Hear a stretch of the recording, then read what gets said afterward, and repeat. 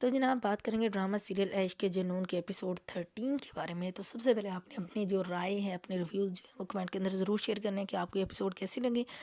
तो फाइनली जो राहिम और एमन की जो है वो मुलाकात हो गई इस एपिसोड के अंदर। इंस्पेक्टर ने बड़ी एफर्ट पुट की, वो उनके घर पे गया, एमन के घर पे गया और उसको जी बहाने से पहले तो अकेले बात करना चाहता, फिर उसको कहा जी कि साइन करवाने हैं बयान के ऊपर, तो इसको जो है वो थाने आना होगा। खैर जब एमन थाने आती है तो वहाँ पे उसकी मुलाकात करवाता है राहिम से। अब मुलाकात जो थी वो बड़ी अच्छी थी। एमन अपनी बात पे डटी हुई है कि जी मैंने जो किया है, मैंने जो कहा है वो बिल्कुल सच है और आपने मेरे साथ गलत किया। राहिम जिसको ज़रा भी आइडिया नहीं है कि इसको मेमोरी लॉस का इशू आ गया या क्या इसको प्रॉब्लम्स है, उसको ये लग रहा है कि एमन ड्रामा कर रही है, ढोंग कर रही है, पैसों की खातिर कर रही है। वो जितनी मतलब राहिम का जो बात करने का तरीक़ेकार था वो बड़ा ज़बरदस्त था, बड़े उसने डिसेंट वे में उससे बात की। लेकिन जब एमन ने उसकी किसी बात को एक्सेप्ट नहीं किया तो दैन उसको जो है वो हाइपर हो गया, उसको गुस्सा आया और उसने जो है वो चीखना चिल्लाना शुरू कर दिया कि मैं तुम्हें डिस्ट्रॉय कर दूंगा और मैं जब जेल से बाहर आऊँगा तो मैं सारे सबूत इकट्ठे करूँगा, तो मेरे साथ जो भी जो है वो गेम प्ले कर रही हूँ। खैर इतने में इंस्पेक्टर भी फिर अंदर आ जाता है, फिर वो दोनों को भेज देता है। और इतना तेज़ तरार ये बंदा है ना इंस्पेक्टर, ये कोई आम भोला वाला इंस्पेक्टर नहीं है। इसने बाकायदा रिकॉर्डिंग डिवाइस जो है वो उन बेंच के नीचे जो है वो लगाया हुआ था कि जिस पे जो है वो राही बैठा हुआ था, ताकि उनकी सारी जो भी डिस्कशन है वो रिकॉर्ड हो सके। ये मतलब वो कहते हैं ना चोर चोरी से जाता है, हेरा फेरी से नहीं। तो इंस्पेक्टर ने भी सिर्फ इसी वजह से कि चले जी केस को जो है वो इजी किया जाए और जिस तरह से भी हो, और मतलब जो कल्प्रिट है उसको जो है वो सज़ा मिले, देखा जाए कि क्या इनकी आपस में बात होती है क्या नहीं होती है। ये चीज़ अच्छी है इंस्पेक्टर की और ये एक बढ़िया मेरे ख्याल है इनोवेशन है कि इस तरह से भी तफ्तीश हो सकती है। मारपीट ही कोई वाहिद तरीका नहीं होता है कि आप जो पॉसिबिलिटी बन सकती है ना उसको बनाओ और जो है वो केस को सॉल्व करने की कोशिश करो।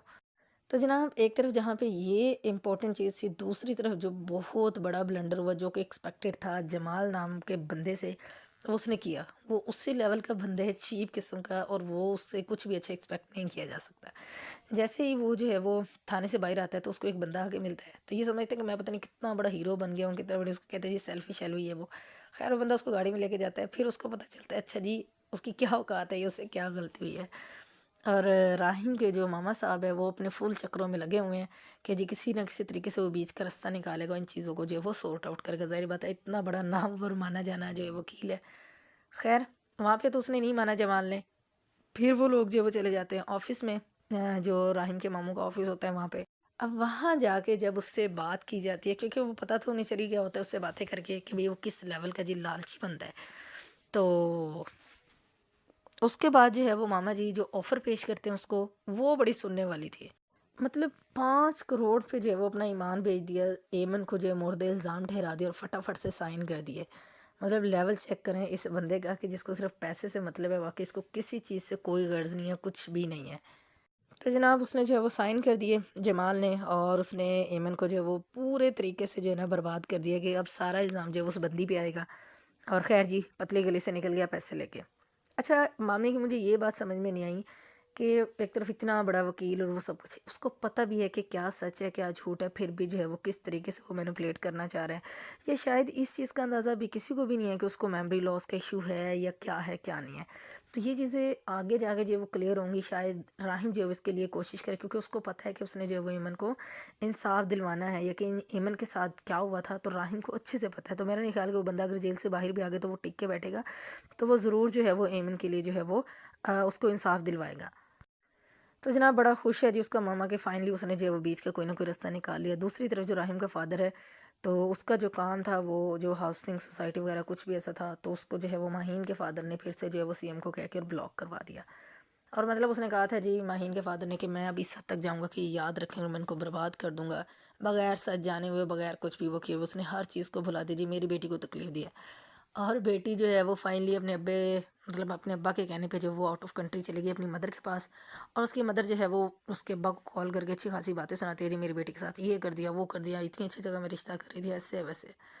मतलब अगर आप लोगों को इतनी परवाह होती है अपने बच्चों की, तो फिर अपने मतलब आपस के झगड़ों को सॉर्ट आउट करो ना बच्चों के लिए।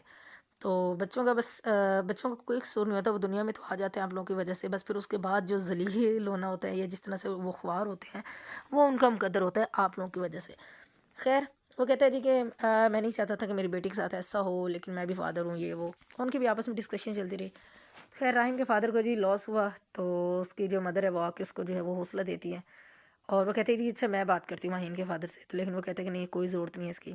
उसके बाद वो चले जाते हैं। तो आप उस बंदी की जो है वो चेक करे उस मकार औरत की मकारी, और कैसे मतलब उसको इतनी वो सेल्फिश होगी है अपने बेटे को लेके, ये जी हस्बैंड भी मेरा नहीं है, क्यों? क्योंकि इसने जो है वो राहिम से आज तक ज़्यादा मोहब्बत की है, मेरी इसको परवाह नहीं है।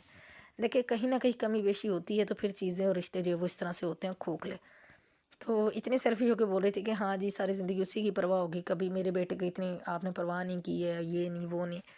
मतलब अभी भी इस बंदी को अपनी पड़ी है और इसको कोई फ़र्क नहीं पड़ता कि कोई मासूम जो है वो इस चीज़ के अंदर जो है वो इस चक्के में पिस रहा है या क्या है। और फाइनली एंड पे जो था कि जो जमाल है वो अपनी अम्मा को जाके बताता है जी अगर मुझे इतने पैसे मिल जाए तो क्या होगा, ये है वो है। और उसकी अम्मा सही तुक्का लगाती है कि भाई तुमने उसके कातलों से, मतलब उसके जो ज़िम्मेदारान हैं उनसे जो पैसे तो नहीं ले लिए। तो मतलब उसकी शक्ल देखने वाली होती है, और उसने जी अपना जो फ्यूचर था वो सिक्योर कर लिया है एमन के नाम पे, एमन के दम पे। मतलब इतना कोई ढीठ बंदा है ना कि अपना जो इसको हासिल करना था ना वो इसने कर लिया कैसे भी करके। हो सकता है एमन इतना इसको कमा के एमन भी ना देती जितना इसने जी बगैर उसके रोमेंटो स्कंटो में जो है वो इतना पैसा इसने बटोर लिया। लेट्स सी कि अब एमन के घर वाले इसका जो है वो क्या हाल करते हैं।